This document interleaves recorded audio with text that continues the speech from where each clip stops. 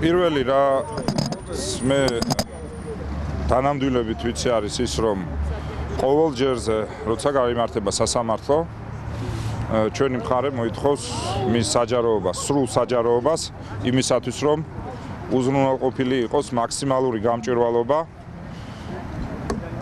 და ყოველგვარი ზედმეტი ინტერპრეტაცია გამორიცხული იყოს და ყველას ჰქონდეს შესაძლებლობა ბოლომდე გადაიღოს და მე მიმაჩნია რომ ეს ერთ-ერთი ის მნიშვნელოვანი მოთხოვნა იქნება რომელიც აუცილებელია საზოგადოებრივი ინტერესიდან გამომდინარე. რაც შეეხება პროკურატურას თქვენ ყველანი ესწრებოდით თქვენ ყველამ ნახეთ მე როგორც მოქალაქე ვამბობ ამას და არა როგორც ბრალდებული არა როგორც მერი გულწრფელად წუხვარ რომ ასეთი მოუმზადებელი პროკურორები გვყავს.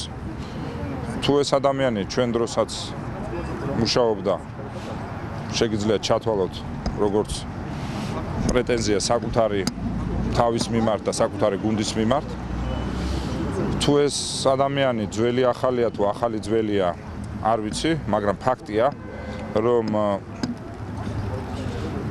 ის არგუმენტაცია რომელიც წამოყენებული იყო ვერანაირ კრიტიკას ვერ უძლებს. მარტივად შემიძლია ვთქვა ერთის რომ თითქოს მე რო ბრიფინგს ჩავატარებ ან მე რო ეხლა ამ წუთას ვსაუბრობ ეს ესე ვთქვათ მოწმეებზე ზეწოლად შეიძლება იყოს განხილული. სინამდვილე ძალიან მარტივია.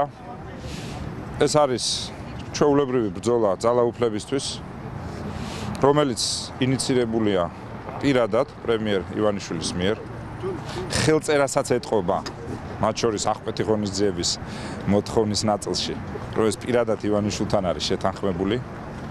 მეტიც მე დანამდვილებით ვიცით რომ ორდღიანი პატიმრობაც უნდოდა, მაგრამ საბოლოო ჯამში მე მოერიდენ არ ვიცი რა გარემოებებს, მაგრამ ამას მნიშვნელობა არ აქვს, ისე ვიმეორებ. მე ვარ დაინტერესებული რომ სასამართლო პროცესი შედგეს წარმოადგინოს სრულად თავის მტკიცებულებები ამ საკითხებთან დაკავშირებით, რომელთანაც დაკავშირებით მე თავს ვთვლი აბსოლუტურად უდანაშაულოდ. მეორე ეპიზოდი საერთოდ სასაცილოა. დაახლოებით ჩემი ბრალი იკვეთება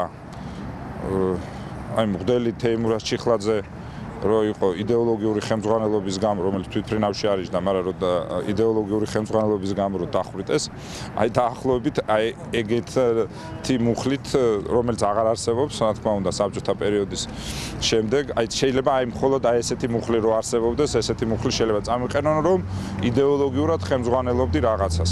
ამიტომ იმდენად აბსურდია რომ კომენტარსაც ვერ გავაკეთებ ერთმანეთთან აბსოლუტურად ორი დაუკავშირებელი ეპიზოდია დაკავშირებული ხელოვნურად მოწმეების ჩვენების გარეშე მხოლოდ ერთადერთი მოწმე არის როგორც გამოძიებიდან ირკვევა ჯოზეფ კეი რომელიც ასევე როგორც გამოძიებიდან ირკვევა არის რაღაც ფულის მიმღები.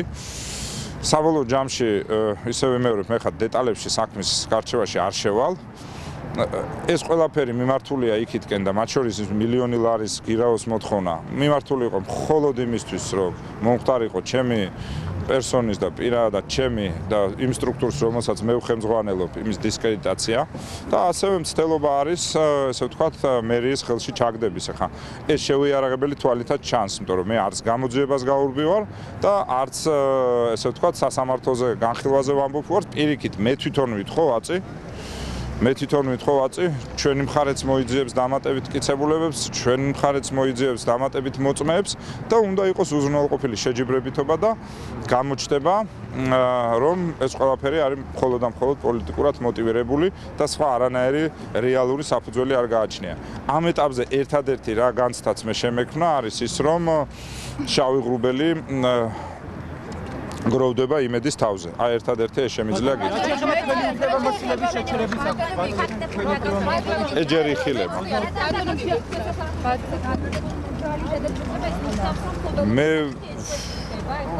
მე არ ვიცი, მე არც იურისტი ვარ, მე მაქვს ეს განცდა.